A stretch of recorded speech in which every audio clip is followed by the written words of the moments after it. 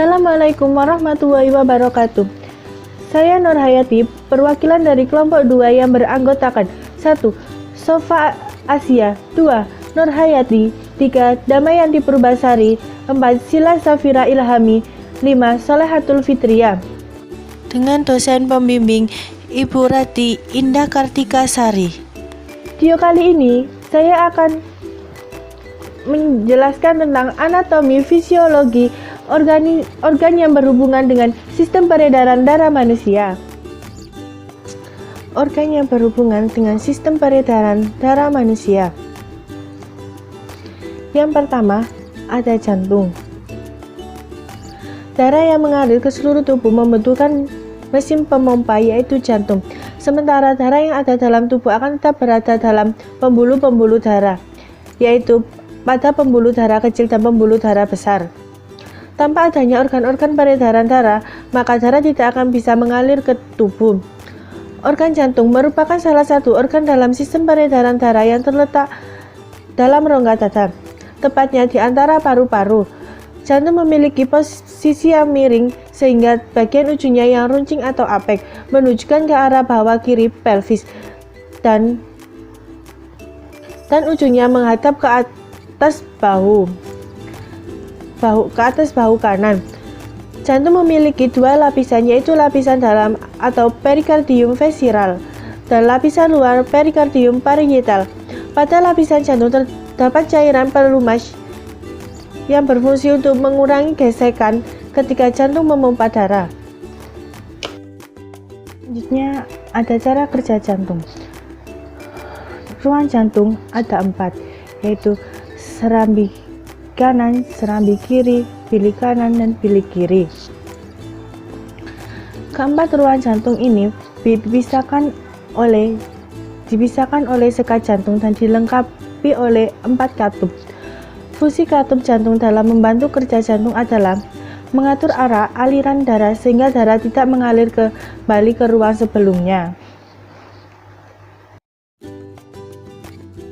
Keterangan: serambi kanan jantung akan menerima darah kotor atau yang sedikit mengandung oksigen karena berkaitan dengan karbon dioksida dari tubuh. Kemudian dari darah kotor ini dialirkan ke bilik kanan.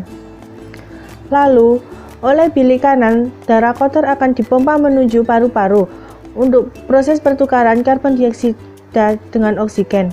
Setelah terjadi pertukaran tersebut, darah yang sudah dipenuhi oksigen akan dipompa masuk ke serambi kiri, kemudian lanjut ke bilik kiri jantung untuk dialirkan ke seluruh tubuh melalui pembuluh darah besar atau aorta.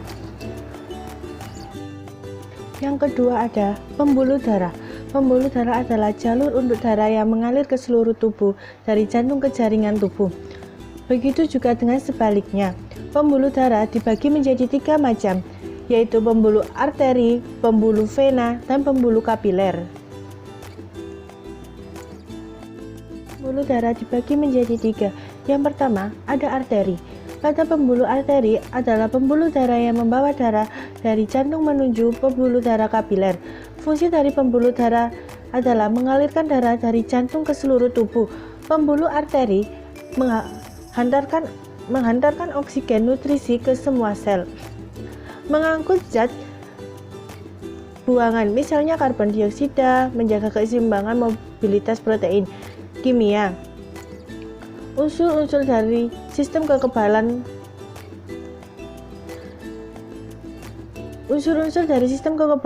tubuh dan sel. Yang kedua, ada vena.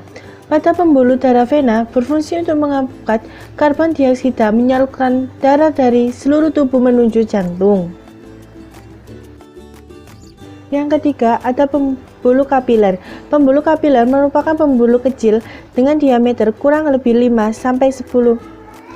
Meskipun pembuluh kapiler memiliki ukuran yang benar-benar kecil, namun untuk kuantitas kapiler yang berasal dari arteri termasuk besar.